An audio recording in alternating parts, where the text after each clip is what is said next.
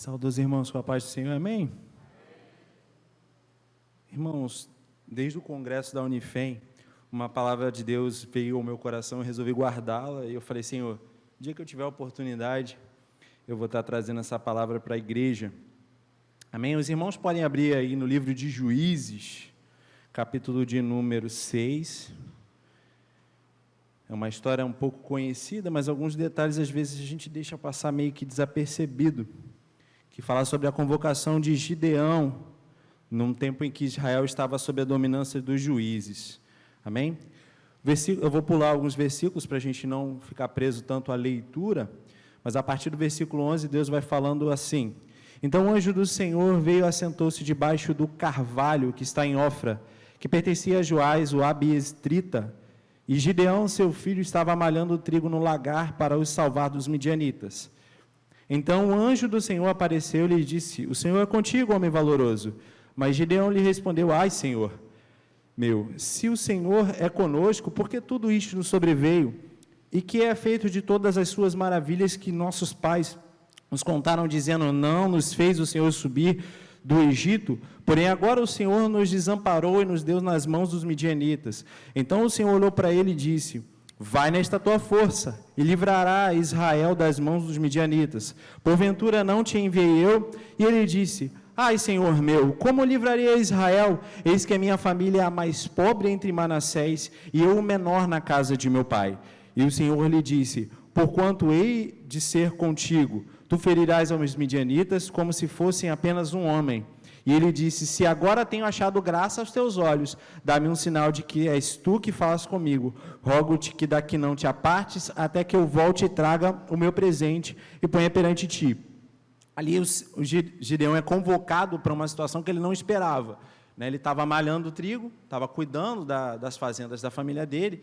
Ele não esperava que um dia, diante de tanta opressão que havia sobre o povo de Israel naquela época, ele fosse chamado para uma batalha, coisa que ele não estava acostumado a fazer. E aí a gente vai ver que pelo posicionamento dele, pelo pedido dele: Senhor, parece que o Senhor tem nos desamparado, será que o Senhor ainda está conosco? Deus vai começando a honrar Gideão diante da posição dele, porque ele não deixou de confiar em Deus, ele apenas achou que as coisas não estavam indo bem, porque Deus tinha esquecido deles. E por conta dessa motivação que havia em Gideão, nos versículos adiante, vocês vão ver o seguinte, versículo de número 22, Então viu Gideão que era o anjo do Senhor e disse: Gideão, Senhor Jeová, que eu vi o anjo do Senhor face a face. Porém o Senhor lhe disse: Pai, seja contigo, não temas, não morrerás. Então Gideão edificou ali um altar ao Senhor e chamou-lhe: O Senhor é paz, e ainda até hoje, dia de hoje está em Ofra, dos Abezitas. Mais à frente, irmãos, a gente vai ver no versículo 27 e 28 em sequência, que Gideão tomou 10 homens diante dele, ele já toma uma postura totalmente diferente. Depois da convocação, ele deixa de ser um pouco agricultor e passa a ser um mais guerreiro, simplesmente porque Deus deu a ele a certeza que estaria com ele naquilo que ele fizesse.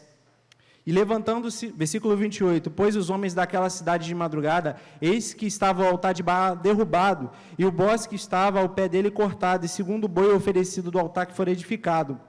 E uns aos outros disseram: Quem fez esta coisa? Investigando e perguntaram, disseram: Gideão, filho de Joás, fez esta coisa.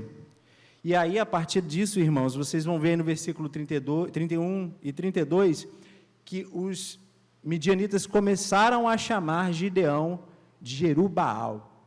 Aí eu guardei essa expressão, falei, geralmente, quando se associa o nome de alguma entidade na Bíblia, é porque está atrelada a alguma coisa com ela.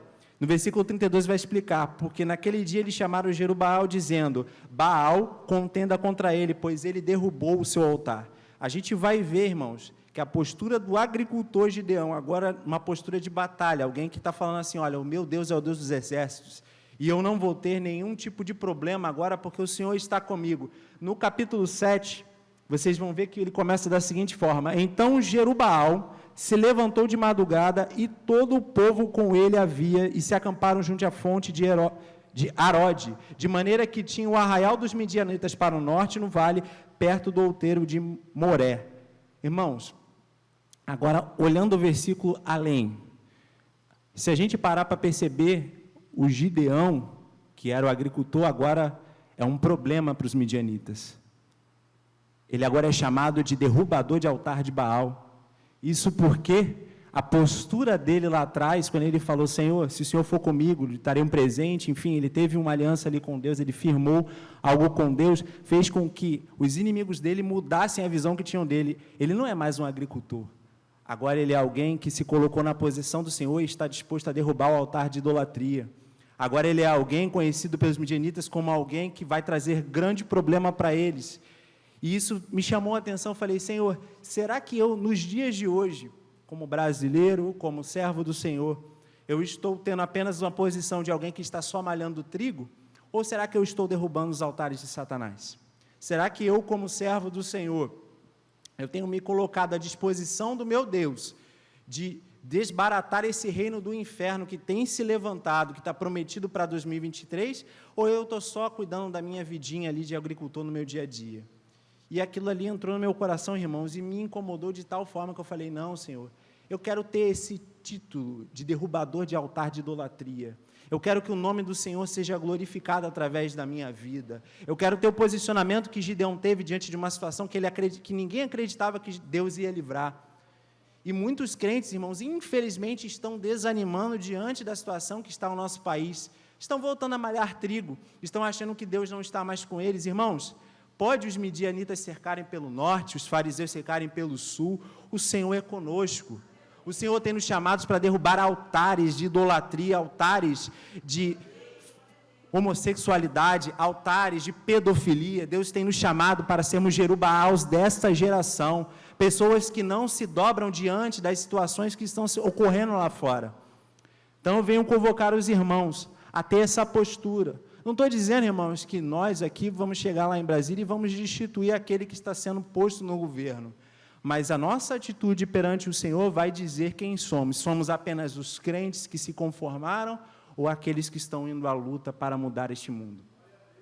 Vamos hoje orar para que Deus nos chame como Jerubaals, aqueles que derrubam o altar de idolatria, aqueles que não se conformam diante da sociedade. Amém? Vamos orar? Senhor, nós glorificamos a Ti nesta noite, pois sabemos, Senhor, que o Senhor nos tem convocado para fazer a diferença, para ser sal da terra, para ser luz do mundo nestes dias.